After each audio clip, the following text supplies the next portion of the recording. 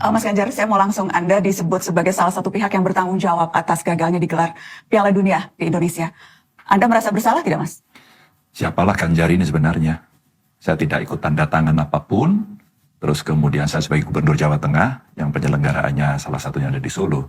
Namun saya betul-betul bisa memahami, Mbak, bagaimana perasaan adik-adik kita di U20.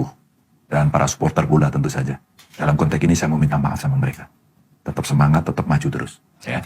Dan tentu saja mungkin itu diasosiasikan kami bisa andil sedikit atau banyak atas tidak terjadinya penyelenggaraan ini.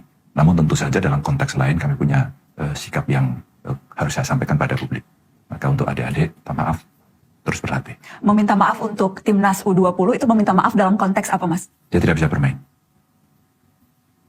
Apakah ada unsur rasa sedikit tanggung jawab atau banyak rasa tanggung jawab karena publik menilai ini karena statement yang Mas Ganjar keluarkan? Kalau saya bisa membuat statement dan menggagalkan pekerjaan sebesar ini, memangnya otoritasnya ada di mana? Saya kira kalau keputusan itu ada di FIFA dan kemudian mereka komunikasinya dengan PSSI, tentulah mereka sudah akan menyiapkan segala sesuatunya. Maka di dalam pernyataan saya itu, sebagai kader partai, ya, saya menyampaikan cerita bagaimana kesejarahannya, bagaimana kemudian potensi-potensi yang kemungkinan bisa merugikan kita, itu. Maka kami dorong agar U20 bisa berjalan, bisa terselenggara, ya, tanpa Israel. Lalu bagaimana? Silahkan pemerintah membuat terobosan-terobosan, bernegosiasi kayak lobby kayak begitu ya, agar kemudian tetap bisa terselenggara. Jadi kami juga ingin terselenggara gitu. Jadi tujuannya tidak pernah untuk membuat tidak jadi tuan rumah Indonesia? No, tidak. Jadi kami ingin ini sukses, tapi saya punya tanggung jawab moral konstitusional kepartean bahwa ada misi yang mesti kita bawa terkait dengan relasi kita dengan Israel. Hanya itu aja. Saya ingin mengutip pernyataan Anda, Mas Ganjar. Saya berharap agar diupayakan langkah-langkah terobosan bersama tanpa kehadiran Israel. Ya. Terobosan seperti apa yang Mas Ganjar harapkan, Mas? Ada banyak yang kita pikirkan pada saat itu. Umpama, co-host.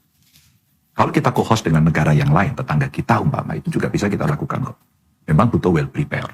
Ini yang mesti disiapkan. Ada juga upaya-upaya dari Kemlu waktu itu, kalau tidak salah. Pernah diupayakan bagaimana agar ini bisa berjalan. Umpama, kemudian tanpa lagu kebangsaan, tanpa bendera, macam-macam. Meskipun belum tentu kita bisa sepakat soal itu. Tapi upaya ini yang kemudian kita mintakan untuk dilakukan terobosan.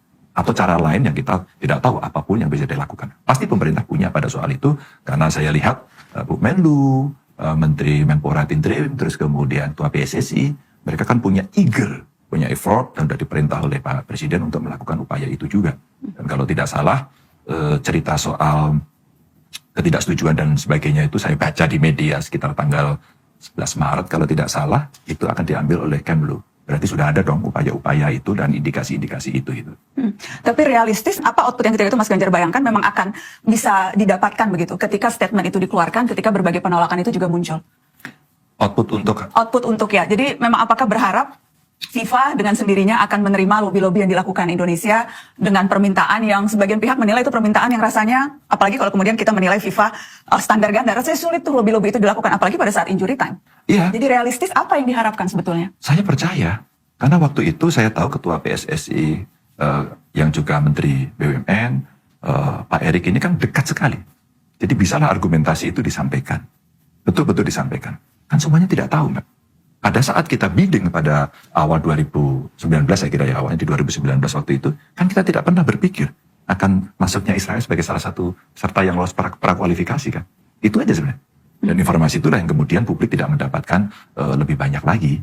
Informasi soal Israel menjadi peserta itu 9 bulan yang lalu. Tetapi berbagai penolakan dan upaya-upaya lobby itu tampaknya baru dilakukan setelah penolakan itu disampaikan oleh kader PDI Perjuangan Iwayan Koster dan juga Ganjar Pranowo. Pada saat injury time, Mas? Ya, sebenarnya pada saat awal penolakan tidak dari itu aja dong. Ada banyak sekali yang melakukan penolakan. Ya. Nah, partai kami kan punya sikap. Pasti partai kami sudah bernegosiasi. Sudah bernegosiasi dengan pemerintah, dengan PSSI. Sudah pasti itu. Dan saya kira ada beberapa media yang sudah mengcover cerita itu. Anda tahu juga persis, Mas, bahwa sebetulnya penolakan itu sudah disampaikan jauh-jauh hari sebelum itu muncul dalam bentuk surat resmi oleh Gubernur Bali dan juga oleh statement Anda, Mas Ganjar? Sebagai anggota partai, tahu dong. Maka saya tidak ikut-ikut. Tapi ketika kemudian rasanya tidak ada progres, maka nambah-nambahnya sebagai boundingnya partai, kader partai, kemudian semua bersuara. Jadi ya, ini perintah partai? kami sepakat, kami punya pemikiran yang sama, dan kami harus berstatement bersama. Ini perintah Ibu Mega. Saya tidak pernah bertemu Ibu Mega pada soal ini, tapi rasa-rasanya kalau saya mengikuti dari media, bagaimana Sekjen juga menyampaikan, saya kira kita punya persamaan keputusan dan pemikiran pada soal ini. Bu Mega pernah menghubungi Anda langsung meminta Anda menyampaikan sikap Tidak. secara tegas? Tidak, tidak.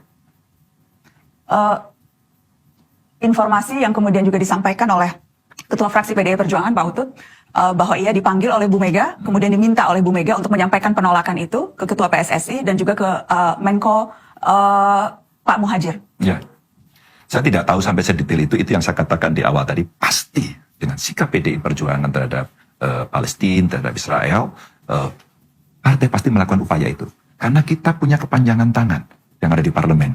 Kita ada yang di eksekutif. Pasti komunikasi itu sudah lama dilakukan.